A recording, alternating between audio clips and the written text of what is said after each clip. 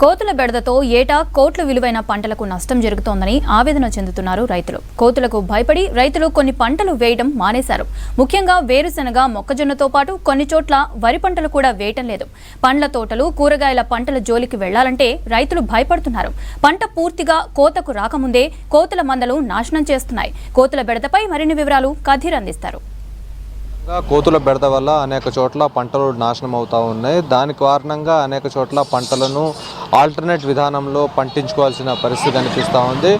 ప్రతి చోట కూడా కోతుల బెడద ఎక్కువ కావడంతో స్థానిక ప్రజానీకం తీవ్ర ఇబ్బందులు ఎదుర్కొంటూ ఉంది. కోతుల వల్ల స్థానికంగా ఉన్న ప్రజలు ఇబ్బంది పడటంతో పాటు చిన్నారులను బయటికి తీసుకెళ్లాలంటేనే భయపడే పరిస్థితి కనిపిస్తూ ఉంది. రోడ్ల వెంబడి అనేక మంది చిన్నారులు స్కూల్కి వెళ్ళే సమయంలో కానివ్వండి, పెద్దవాళ్ళు ప్రతి ఒక్కళ్ళు బయటకు వచ్చే సమయంలో తీవ్ర ఇబ్బందులు ఎదుర్కొంటున్న పరిస్థితి అయితే కనిపిస్తూ ఉంది. ప్రస్తుతం చూస్తే ఉమ్మడి జిల్లా వ్యాప్తంగా అనేక చోట్ల ఎక్కడైతే వేరుశనగ, మొక్కజొన్న ఇలాంటి ఏదైతే పంటలు ఉండే వాణిజ్య పంటలన్నీ కూడా వాటికి ఈ కోతుల కారణంగా అవి చాలా డిస్టర్బ్ అవుతూ ఉన్నాయి. ప్రత్యేకించి చూస్తే ఫుట్పాత్ల వెంబడి అనేక చోట్ల ఈ పండ్ల దుకాణం వాళ్ళు కూడా తీవ్ర ఇబ్బందులను ఎదుర్కొంటున్న పరిస్థితి.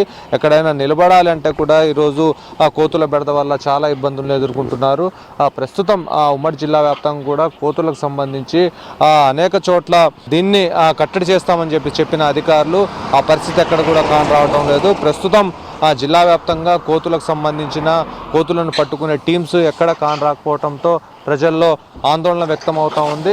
ప్రధానంగా కోతుల సమస్య వల్ల అనేక మంది తీవ్ర ఇబ్బందులను ఎదుర్కొంటున్న పరిస్థితి అయితే ఉంది. అయితే గతంలో 2017లో బీఆర్ఎస్ ప్రభుత్వం ఆనాడు ఒక మొత్తం సర్వే చేసి నిర్మల్లో కోతుల రక్షణ కేంద్రం ఏర్పాటు చేస్తామని చెప్పారు.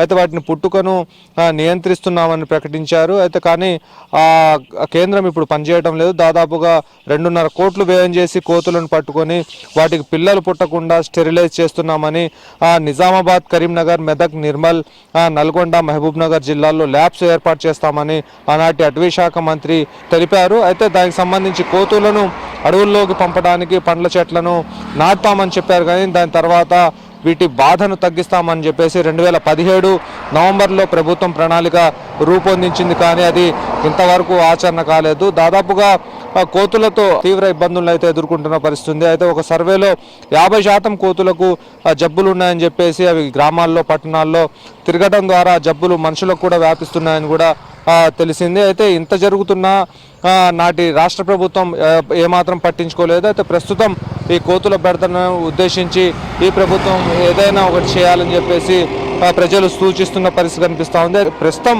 ఈ కోతుల కారణంగా అటవీ ప్రాంతంలో ఉండాల్సిన కోతులన్నీ కూడా బయటికి రావడంతో అనేక మంది ఎవరైతే స్థానికంగా ఉన్న ప్రజానికం రవాణా చేసేవాళ్ళు రోడ్లపై నుంచి వాళ్ళు మాత్రమే ఏదైనా అట్టిగెలలు కానివ్వండి, కొబ్బరి చిప్పలు కానివ్వండి తీసుకొచ్చి కోతులకు ఆహారంగా వేస్తున్న పరిస్థితి ఉంది. అయితే కోతులు ఒక్కోసారి ఆహారం లేక, ఒకవైపు ఎండల తీవ్రతకు తట్టుకోలేక వాటికి మానసిక ఇబ్బంది కలిగినప్పుడు వెళ్తున్న వారిని, వచ్చేవారిని ఇబ్బందులు కలిగిస్తున్న పరిస్థితి అయితే ఉంది.